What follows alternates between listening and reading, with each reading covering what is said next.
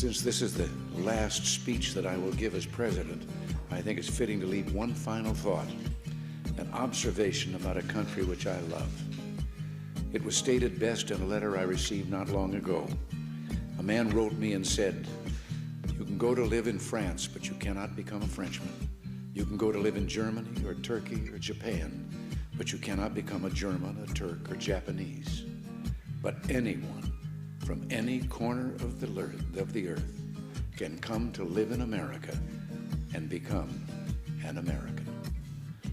Yes, the torch of Lady Liberty symbolizes our freedom and represents our heritage, the compact with our parents, our grandparents, and our ancestors. It is that lady who gives us our great and special place in the world. For it's the great life force of each generation of new Americans that guarantees that America's triumph shall continue unsurpassed into the next century and beyond. Other countries may seek to compete with us, but in one vital area, as a beacon of freedom and opportunity that draws the people of the world, no country on earth comes close. This, I believe, is one of the most important sources of America's greatness. We lead the world because, unique among nations, we draw our people, our strength, from every country and every corner of the world. And by doing so, we continuously renew and enrich our nation. While other countries cling to the stale past, here in America, we breathe life into dreams, we create the future, and the world follows us into tomorrow.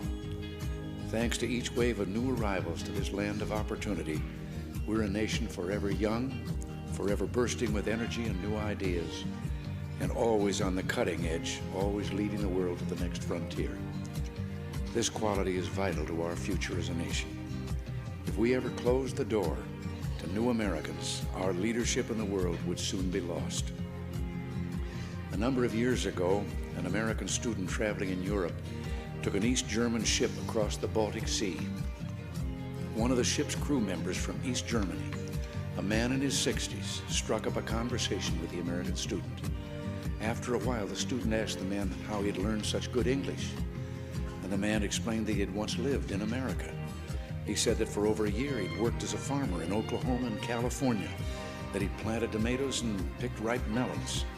It was, the man said, the happiest time of his life. Well, the student, who'd seen the awful conditions behind the Iron Curtain, blurted out the question, "Well, why did you ever leave?" "I had to," he said. "The war ended." The man had been in America as a German prisoner of war.